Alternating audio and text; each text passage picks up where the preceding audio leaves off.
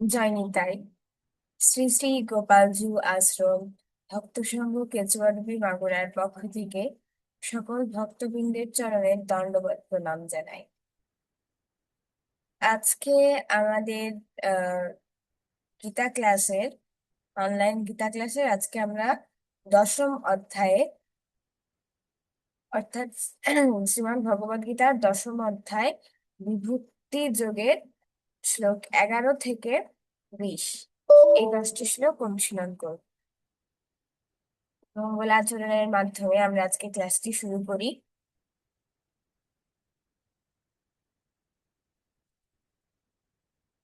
ওম তৎসৎ अखण्डमण्डलाकारं व्याप्तं येन चराचरं तत्पदं दर्शितं येन तस्मै श्रीगुरुवे नमो। वन्देऽहं श्रीगुरु श्रीयुतपदकमलं श्रीगुरन् वैष्णवांश्च श्रीरूपं साग्रजातं सहगणा रघुनाथान्वितं तं सजीवं साद्वैतं सावधूतं परिजना सहितं श्रीकृष्णचैतन्यदेवं वन्दे श्रीराधाकृष्णपादं सहगणा ललितं श्रीविशाखान्वितंश्च। ॐ वृन्दाय तुलसीदेव्यै प्रियाय केशवस्य च कृष्णभक्तिप्रदे देवी सत्यभक्त्यै नमो नमः। वाञ्छाकल्पतरुभ्यश्च कृपा सिन्धुभ्यैव च पतितानां पावनेभ्यो वैष्णवेभ्यो नमो नमः। जय श्री कृष्ण चैतन्य प्रभु नित्यानंद श्री अद्वैत गदाधर शिवासादि गौर भक्त वृंद। हरे कृष्ण कृष्ण कृष्ण हरे हरे हरे राम राम राम हरे हरे। जय निताई।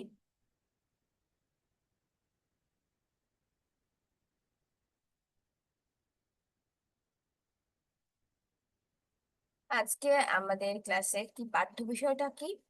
আহ দশম অধ্যায়ের শ্লোক 11 থেকে 20 এই 10টি শ্লোক আমরা আজকে ক্লাসে অনুশীলন করার চেষ্টা করব।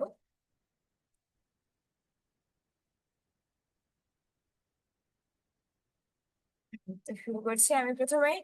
আহ 10টি শ্লোক প্রত্যেকটি একটু পড়ছি।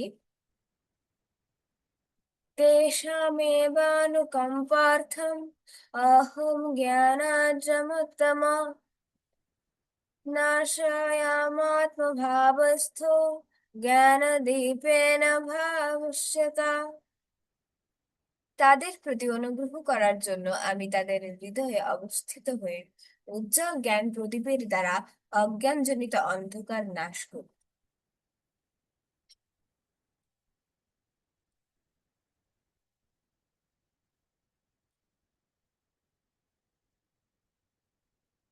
এরপর শ্লোক নং 12 এবং 13।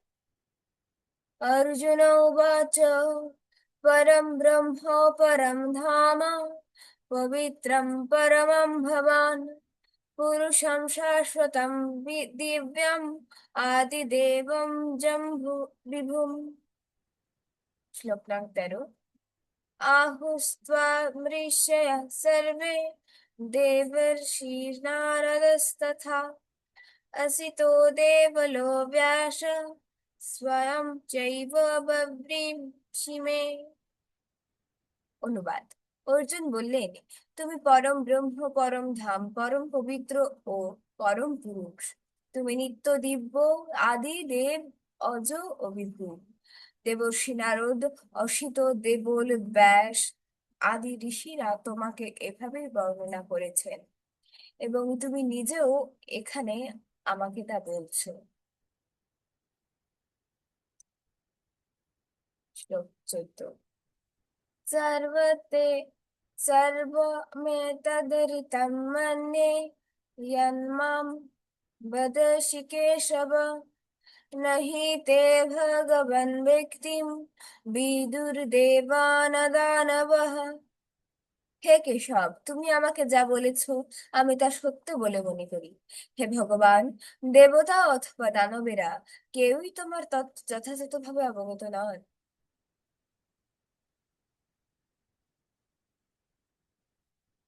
শ্লোক নং 15। स्वयमेवात्मनात्मानं वेत्थु त्वं पुरुषोत्तमं भूतभावन भूतेषु देवदेव जगत्पते। হে পুরুষোত্তম, হে ভূত ভাবন, হে ভূতেষু, হে দেবদেব, হে জগৎপতে, তুমি নিজেই তোমার চিৎ শক্তির দ্বারা তোমার ব্যক্তিত্ব অবগত আছো। শ্লোক 16। বক্তুম अर्हस्य शेषेण दिव्यात्मा विभूतयः याभिर्विभूतिभिर्लोका नीमां स्वं व्यापतिष्ठसि। তুমি যে বিভূতির দ্বারা এই লোকসমূহে পরিব্যাপ্ত হয়ে আছো, সেই সমস্ত তোমার দিব্য বিভূতি সকল তুমি কেবল বিস্তারিত ভাবে বর্ণনা করতে সমর্থ। শ্লোক 17। कथं विद्याम् अहं योगिन् त्वां सदा परिचिन्तयन् केषु केषु च भावेषु चिन्त्यधोऽसि भगवन्मया।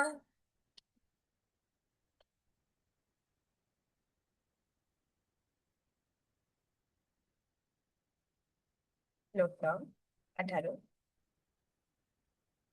विस्तरेणात्मना योगं विभूतिं च जनार्दन भूयः कथयति तिर्हि श्रीण्यतो नास्ति मे मृतम्।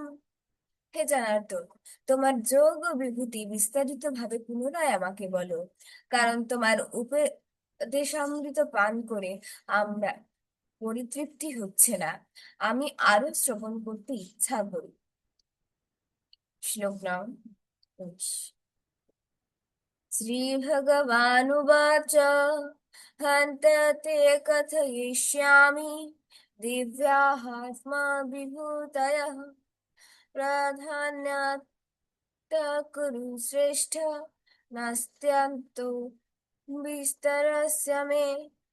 পরমেশ্বর ভগবান বললেন, হে অর্জুন, আমার দিব্য প্রধান প্রধান বিভূতি সমূহ তোমাকে বলবো, কিন্তু আমার বিভূতি সমূহের অন্ত নেই। শ্লোক 20। अहमात्मा गुडाकेश सर्वभूताशयस्थित अहमादिश्च मध्यं च ভূতানামন্ত এব চ। হে গুড়াকেশ, আমি সমস্ত জীবের হৃদয়ে অবস্থিত পরমাত্মা। আমি সর্বভূতের আদি মধ্য ও অন্ত।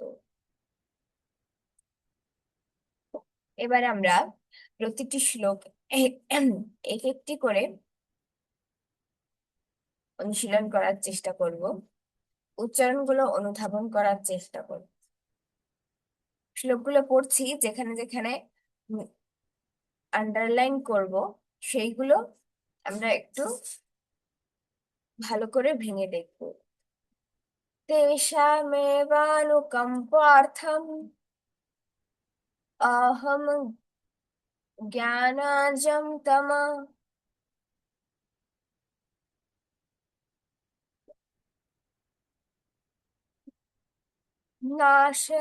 নাশয়াম্যাত্ম ভাবস্থো জ্ঞানদীপেন ভাস্বতা। এবার আমরা আন্ডারলাইন করা শব্দগুলো একটু দেখি। এখানে কি কম্পার্থম, এখানে শব্দটা যেহেতু অনেক বড়, আর ছন্দে মেলাতে গেলে পুরো শব্দটা আমরা একবার উচ্চারণ করলে হবে না। সেক্ষেত্রে কি করতে হবে, তেষামেবানুকম্পার্থম, এই যে মটা রয়েছে ম এর উচ্চারণটা যদি আমরা ভাঙি, তবে আমরা কি কি পাবো? ম আর,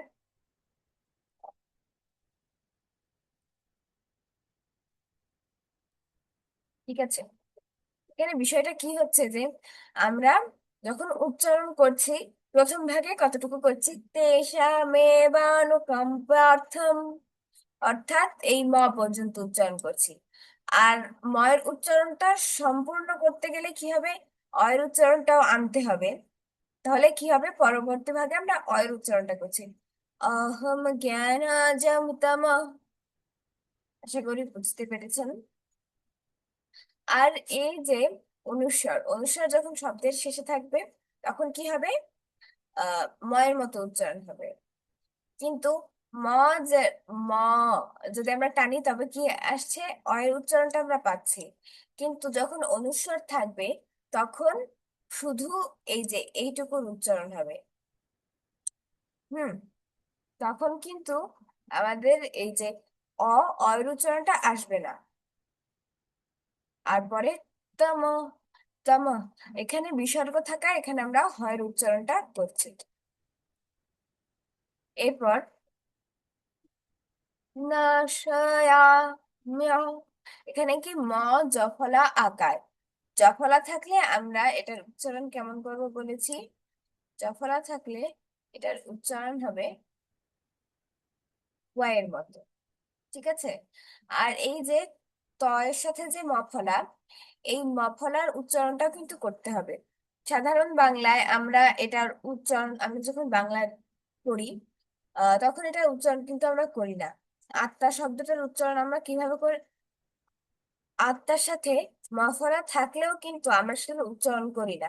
কিন্তু যখন সংস্কৃত শ্লোক পড়ছি, লেখাগুলো বাংলায় হলেও এই মফলার উচ্চারণটা আমাদের থাকতে হবে। ভাবস্থ জ্ঞান দীপেন, দীপেন ভাস্বতা, বফলা, বফলা থাকলে বফলার উচ্চারণটা কেমন হবে, ইংরেজি বর্ণ ডাব্লিউ এর মতো, ঠিক আছে।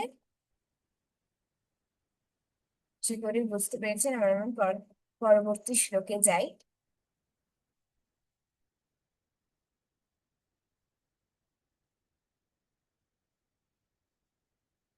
এখানে দুইটি শ্লোক একসাথে আছে, আমরা পড়ছি আস্তে।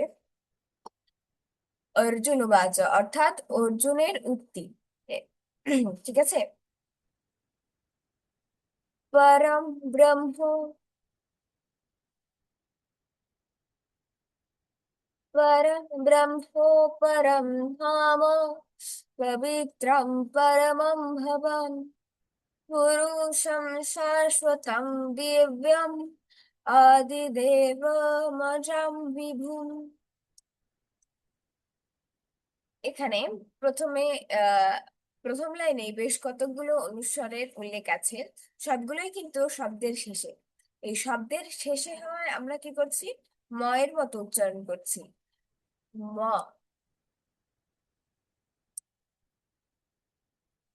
ময়ের মতো কেমন ম, এই যে হসন্ত দেওয়া থাকবে, হসন্ত দেওয়া থাকলে শু- শুধু এম এর মতো একটা উচ্চারণ আসবে। ময়ের সাথে যে অটা থাকে, এই অয়ের উচ্চারণটা আমরা তখন করবো না, ঠিক আছে। যখন অনুস্বর থাকবে, অনুস্বরের উচ্চারণটা কেমন হবে, শুধুমাত্র এই যে এর হসন্ত থাকলে যেমন আমরা অয়ের উচ্চারণটা করি না, তেমন হবে। এই অয়ের উচ্চারণটা হবে না।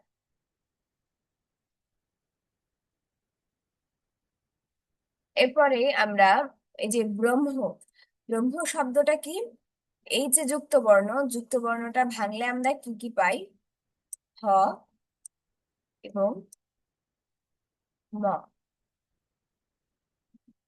সুতরাং আমাদের কি করতে হবে, যখন আমরা যুক্ত বর্ণটা ভেঙে পড়ছি, তখন আহ দুটি উচ্চারণ কিন্তু আমাদের করতে হবে, ব্রহ্ম, ঠিক আছে। এরপর দ্বিতীয় লাইনে শাশ্বতম, বফলা আছে তাই ডাব্লিউর মতো উচ্চারণ হবে। এরপর এই যে বড় শব্দ থাকে যখন, তখন আমরা কি করে পড়বো, পুরুষম শাশ্বতম দিব্যম, অর্থাৎ এখানে আমরা ম পর্যন্ত পড়ছি। এবার আকারটা আমরা দ্বিতীয় ভাগে পড়বো। আদি দেবম জম বিভুম, ঠিক আছে। এরপর আহুস্ত্বা মৃষয় সর্বে, বফলা থাকলে খেয়াল করে ডাব্লিউ উচ্চারণটা করতে হবে। আর বিসর্গ থাকলে একটু ভয়ের মতো উচ্চারণ আসবে।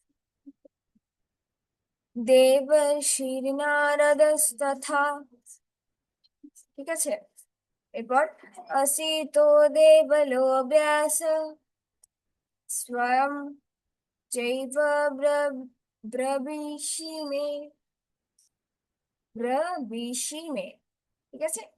ব্যাস বিসর্গ আছে তাই এখানে হয়ের মতো উচ্চারণ হবে। এরপর যে স্বয়ং, স্বয়ং শব্দটা কি হচ্ছে, দন্ত সর সাথে বফলা থাকায় এখানে আমরা ডাব্লিউর মতো উচ্চারণ করছি। এরপর শ্লোক নং 14, সর্বমে তদৃতম মন্যে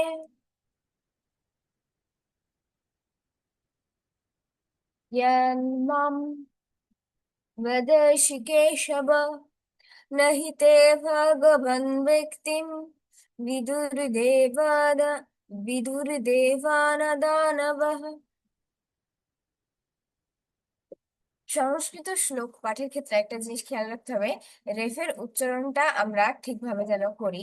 যেমন সর্ব মেতদৃতম মন্যে, দ এর সাথে হসন্ত আছে, তাহলে উচ্চারণটা কেমন হবে, তদ। এরপর ঋতম মানে জফলা থাকলে ওয়ের মতো উচ্চারণ হবে, আর মফলার উচ্চারণটা আমাদের সংস্কৃত শ্লোকে করতে হবে। এরপর ব্যক্তিম অনুস্বার আছে শব্দের শেষে, তাহলে ময়ের মতো উচ্চারণ হবে। দানবহ, বিসর্গ থাকায় আমরা শব্দের শেষে যখন বিসর্গ আসছে তখন হয়ের মতো উচ্চারণ করছি। এবার শ্লোক নং 15, স্বয়মেবাত্মনাত্মানম, এখানে বেশ কতগুলো মফলার উল্লেখ আমরা দেখতে পাচ্ছি। এগুলো কিন্তু সংস্কৃত শ্লোক পাঠের সময় মফলার উচ্চারণটা আমরা করবো। বেথু ত্বম পুরুষোত্তম ভূত ভাবন ভূতেশ দেব দেব জগৎপতে। এই শ্লোকটি মোটামুটি সহজ ছিল। এরপর আমরা শ্লোক নং 16, বক্তুম অর্হস্য শেষেন, এখানে কি হচ্ছে, বক্তুম ময়ের সাথে যে অয়ের উচ্চারণটা আসছে এটা আমরা পরে করছি। অর্হস্য শেষেন দিব্যা হ্যাত্মা বিভূতয়ঃ ইয়াভির্বিভূতি ভির্লোকা লোকান, এই যে দন্তন্বয় রস্যিকার দন্তান্ন পর্যন্ত উচ্চারণ করছি, পরবর্তী ভাগে রস্যই কার উচ্চারণ হবে। ইমাম স্ত্বম ব্যাপতিষ্ঠসি, আশা করি বোঝা গেছে। এবার শ্লোক নং 17, কথম বিদ্যাম অহম যোগিম স্ত্বম সদা পরিচিন্তয়ন, এখানে কি হচ্ছে, আমরা বিদ্যাম হম না উচ্চারণ করে কি হচ্ছে, বিদ্যাম অহম, কথম বিদ্যাম অহম যোগিম। ছন্দ ঠিক রাখার ক্ষেত্রে কখনো কখনো এইভাবে উচ্চারণগুলো ভেঙে পড়তে হবে। এরপর যোগিম অনুস্বার পর্যন্ত পড়ছি। এই অনুস্বারটা যেহেতু শব্দের মাঝখানে আছে তাই এটা ওর মতনই হবে। तं सदा परिचिन्तयन् केषु केषु च भावेषु চিন্তাহসি ভগবান মায়া, মফলার উচ্চারণগুলো আমাদের রাখতে হবে। এরপর শ্লোক নং 18,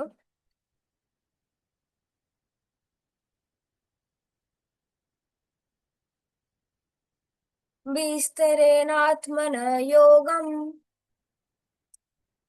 विभूतिं च जनार्दन भूयः कथय তৃপ্তির শ্রীয়েন্ন তো নাস। এখানে কি হচ্ছে, আহ ভাগ ভাগ করে আমরা পড়বো। ভূয়ঃ কথয় তৃপ্তির্হি শ্রীন্ব তো নাস্তি মে মৃতম। সবগুলো বর্ণের উচ্চারণ নিশ্চিত করতে হবে। এরপর শ্লোক 19। শ্রী ভগবানুবাচ, অর্থাৎ এর পরবর্তী শ্লোকগুলো কি হচ্ছে, ভগবান ভগবানের উক্তি। হুম।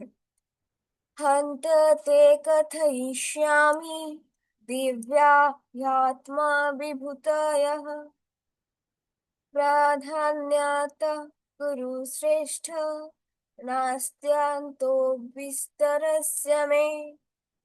श्लोक 20। अहमात्मा गुडाकेश सर्वभूताशयस्थितः अहमादिश्च मध्यं च ভূতানামন্ত এব চ। মানে মধ্যম, মধ্যম শব্দটা শেষে অনুস্বার থাকায় আমরা এখানে মায়ের মতো উচ্চারণ করছি। আশা করি আজকের অনুশীলনের 10টি শ্লোক কারো বুঝতে কোনো অসুবিধা হয়নি।